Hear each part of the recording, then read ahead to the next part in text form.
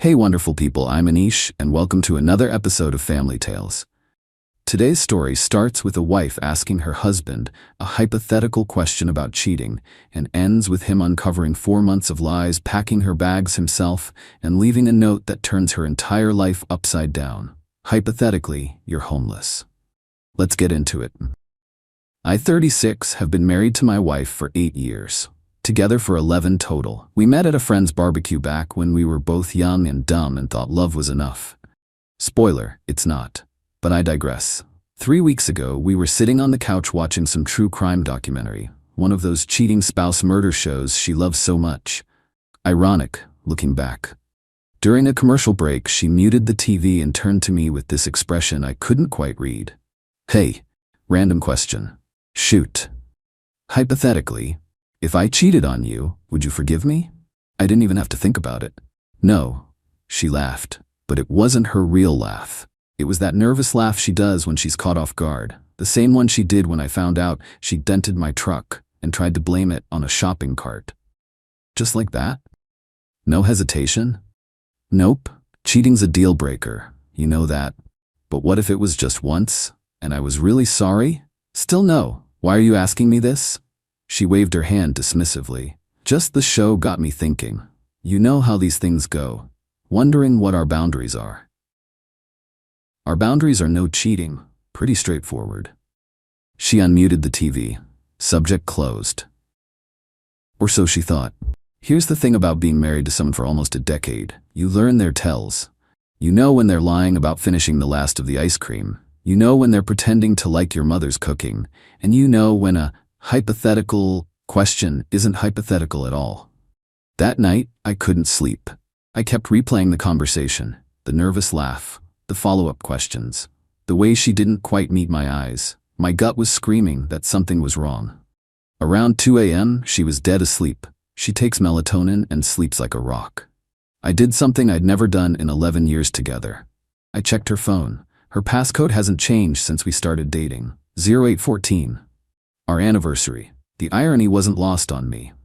I found him in about 30 seconds. He was saved under Gym Buddy, even though my wife hasn't been to a gym since 2019.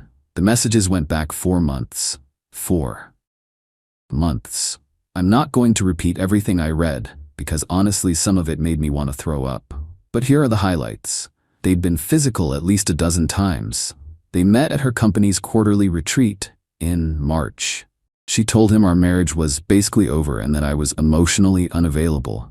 She'd been telling him she was planning to leave me once the timing was right. There were photos. I didn't look at all of them. Couldn't. The kicker? The most recent message, sent at 11:47 p.m. that night, while she was sitting next to me on the couch, was her telling him about our hypothetical conversation. Her text. Asked him the hypothetical question, lol. He said no. Guess I know where I stand now. His response, maybe that's your sign to finally leave him, babe. Her, soon. Just need to figure out the house situation first. I sat in our bathroom for an hour reading through 4 months of lies. My hands were shaking, not from anger, that came later. From the surreal feeling of watching your entire life rearrange itself in real time. When I finally put her phone back and climbed into bed, she rolled over and mumbled, "Love you," in her sleep. I stared at the ceiling until sunrise. The next morning, I called in sick to work. She left for her job at 8:30, kissed my forehead, told me she hoped I felt better. Normal morning routine, like she hadn't been planning to leave me for months. Once her car was out of the driveway, I got to work. First things first. I needed to understand my legal situation. Our house is in both our names, but I put down the entire down payment, $65,000 from my inheritance when my grandmother passed. We've been paying the mortgage jointly for 6 years, but she's never contributed more than 30% of household expenses. I make roughly twice what she does. I called a divorce attorney. Consultation that afternoon. He was blunt. In our state, adultery doesn't affect asset division much. The house would likely be sold and split, or one of us buys out the other. Her affair wouldn't change that. Welcome to no-fault divorce states. But here's what he did tell me. Document everything. Screenshots. Timestamps. Because while adultery doesn't affect asset division, it can affect credibility if things get contentious. I screenshot every single message, every photo, every lying word, backed them up to 3 different cloud accounts and a USB drive I hid at my brother's place. Then I started packing her bags, not all of her stuff. That would take days. But enough. Clothes for 2 weeks, toiletries, the expensive skincare products she loves, her laptop. I was methodical, calm. It was almost therapeutic. I put everything in our guest room. Then I wrote a note and left it on the kitchen counter. Hypothetically, if you've been cheating on me for 4 months with someone saved as Gym Buddy in your phone, you might want to call him for a place to stay tonight. Because hypothetically, you're homeless. Your bags are in the guest room. I'll be at my brother's until you're gone. Sincerely, your emotionally unavailable husband. I grabbed my laptop, some clothes, and drove to my brother's house. My phone started blowing up around 6:15 p.m. First text, "What the hell is this note?" Second text, "You went through my phone?" Third text, "This is insane, we need to talk." Fourth text, "You can't just kick me out of my own house." Fifth text, "Call me." I didn't respond. I'd already talked to my lawyer. She was right, I couldn't technically kick her out, but I also didn't have to be there, and she could spend the night figuring out her next move. My brother handed me a beer and didn't ask questions. Good man. Update 1. 4 days later. Alright, let me catch everyone up, because this situation has escalated in ways I didn't fully anticipate. After my initial post, I got a lot of DMs asking for updates. Thanks for the support. It helps more than you know. So here's what happened. I stayed at my brother's place for 2 nights. During that time, my wife called me 23 times.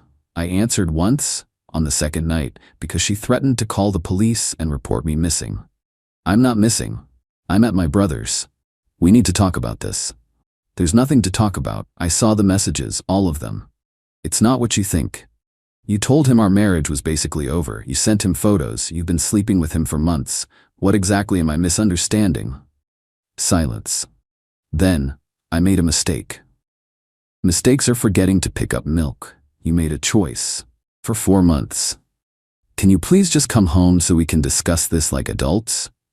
I'll come home when you're ready to move out. My lawyer will be in touch. She started crying. I hung up. The next day, I went home while she was at work. Changed the locks on the garage door, the one with the keypad she uses. She still had her house key, so she could get in the front door, but she'd figure out pretty quick that things were changing. Was it petty? Yeah. Did it feel good? Also, yeah. That evening, the real circus began. Her mother called me. This woman has never liked me, always thought her daughter settled by marrying a project manager instead of a doctor or lawyer.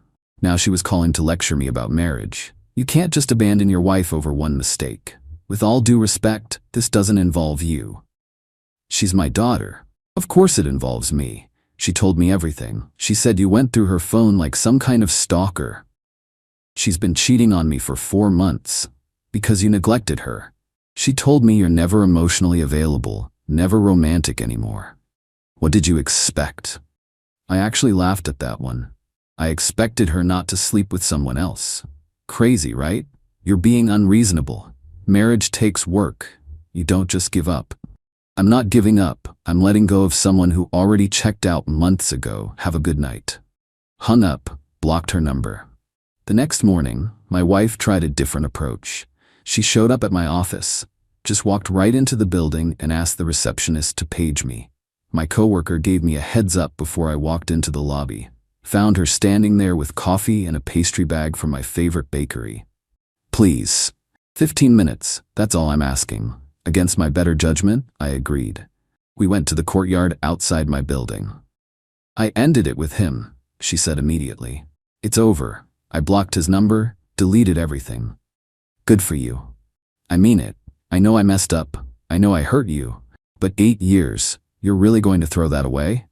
I didn't throw anything away. You did. It was a mistake. You keep calling it that. 4 months isn't a mistake. It's a lifestyle choice. I was confused. Our marriage felt stale. I didn't know how to talk to you about it. So instead of talking to your husband, you talked to some guy from a work retreat, with your clothes off. She flinched. That's not fair. None of this is fair.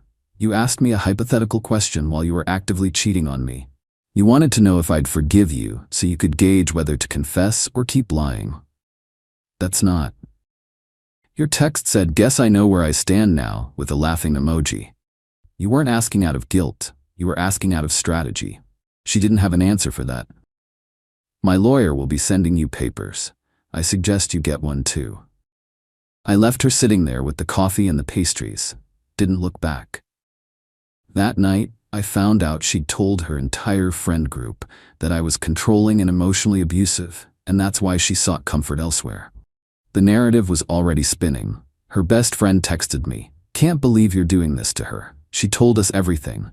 You should be ashamed." I responded with a single screenshot of a text exchange where my wife described in detail what she and her gym buddy had done in a hotel room during her work trip. The best friend didn't respond after that. Funny how that works. Update 2 weeks later. Things have gotten messier, but also clearer, if that makes sense. After my wife's failed office ambush, she switched tactics.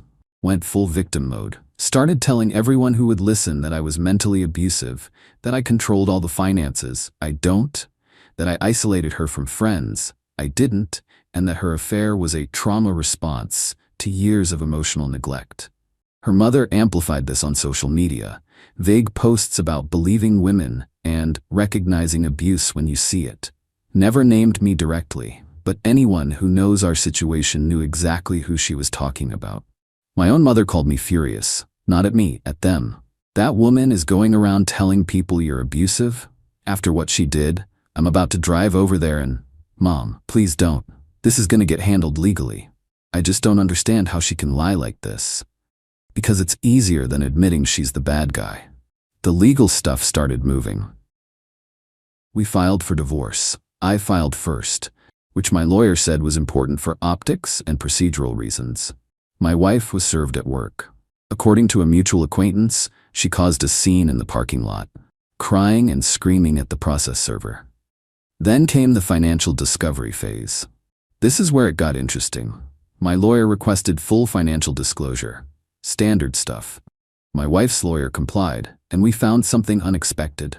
She'd been moving money. Not a lot. We keep separate accounts for personal spending. But over the past 4 months, she'd transferred about $8,500 from her personal account to a new account I didn't know existed. An account that, according to the transaction history, had been used for hotel rooms, expensive dinners, and a weekend trip to a casino resort. All while telling me she was visiting her sister and going to work conferences. My lawyer's exact words, "This helps us significantly." The house situation was trickier. Like I mentioned, it's in both our names. I put down the down payment, but the mortgage payments have been joint. My lawyer advised that the cleanest solution was for me to buy her out. We got an appraisal. The house had appreciated nicely. Her equity share would be around $85,000. $85,000 to someone who spent 4 months betraying me while planning to leave me when the timing was right. But here's the thing. Paying her out meant she'd leave faster. And at this point, I just wanted her gone. We made an offer. She countered. Back and forth for a week. Finally settled on $92,000. She wanted pain and suffering compensation on top of equity. My lawyer advised me to take it rather than drag things out in court. I swallowed my pride and agreed. But I wasn't done yet. See, throughout this whole process, my wife kept insisting she'd ended things with her affair partner. Blocked him, deleted everything, reformed woman. I didn't believe her. I still had access to our shared cell phone account, the one I pay for, the one I could see call and text logs on without accessing her actual phone. Guess whose number showed up 3 times in the past week? She hadn't ended anything. She'd just gotten better at hiding it. I forwarded the phone logs to my lawyer. Documented proof that she was still in contact with him while simultaneously trying to negotiate a higher settlement by claiming she was committed to rebuilding trust. Her lawyer got an interesting email. 2 days later, she dropped her demand for additional compensation. Settlement finalized at $85,000, her actual equity share. No more, no less. Small victory, but I'll take it. Final update 6 weeks later. It's done. The divorce was finalized last Tuesday. Took about 5 weeks from filing to final decree, which my lawyer said was remarkably fast. Helped that we had no kids, and once the financial stuff was settled, there wasn't much to fight about. Final outcome, I keep the house, refinanced in my name only. She got her $85,000 equity payout. We split our retirement accounts 50-50. I lost about $40,000 there, which stings. She keeps her car, I keep mine. No alimony. Her lawyer tried for it, arguing that she'd become accustomed to a certain lifestyle.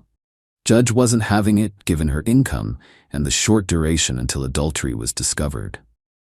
The day she came to pick up the rest of her things was surreal. I had my brother there as a witness, lawyer's advice. She showed up with her mother and a U-Haul. Her mother glared at me the entire time. Didn't say a word. Fine by me. My wife, ex-wife now, tried one more time as they were loading the last boxes. I hope you know I really am sorry for all of it. Okay. I never meant for any of this to happen. And yet it did. Maybe someday we can, I don't know, be friends, or at least not hate each other. I don't hate you, I just don't trust you, and I don't want you in my life. She looked like she wanted to say more. Her mother grabbed her arm and steered her toward the U-Haul. They drove away. I stood in my driveway and felt nothing. Not relief, not sadness, not anger, just emptiness. 11 years, and it ended with a U-Haul in the driveway on a Tuesday afternoon. The aftermath has been weird. I lost some mutual friends, the ones who bought her abuse narrative. Kept the ones who knew better. My family has been incredible, my brother especially. He let me crash at his place for a week, helped me change the locks, sat with me while I ugly cried into a bottle of whiskey one night when it all hit me. I found out through the grapevine what happened with the affair partner. Turns out he's married too. Has been for 12 years. 2 kids. His wife found out about the affair roughly 2 weeks after I did. Apparently my wife wasn't the only woman he was coaching at the gym. Yeah. My wife wasn't even his only affair. She was one of 3. His wife filed for divorce. He's apparently living in an extended stay hotel and paying child support plus alimony while his now ex-wife keeps their house. As for my ex, last I heard, she's living in a small apartment with her mother. The $85,000 went faster than she expected.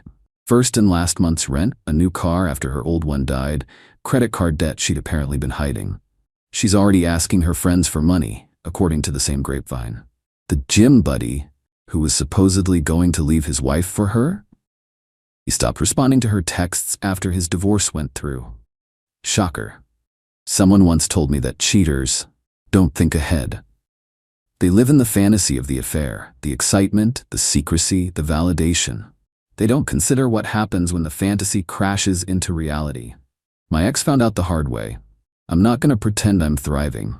Some days are harder than others. I still reach for her side of the bed sometimes before I remember. I still almost text her when something funny happens at work. 11 years of habit doesn't disappear overnight, but I'm okay. I'm figuring out who I am without her, which is something I haven't done since my 20s. The house feels too big for one person, but I'm not ready to sell it yet. Maybe I'll get a dog. Maybe I'll rent out the spare room. Haven't decided. What I do know is this. That night she asked me the hypothetical question. I gave her an honest answer. I told her cheating was a deal breaker. She had every opportunity to come clean, to end the affair, to actually work on our marriage. She chose not to. And now she gets to live with that choice. Hypothetically, I could have forgiven her. Hypothetically, we could have gone to counseling, worked through it, emerged stronger. But hypothetically doesn't mean anything when someone's already decided to leave you. She wasn't asking for permission to confess. She was testing whether she'd get caught. She got caught, and now she's someone else's problem.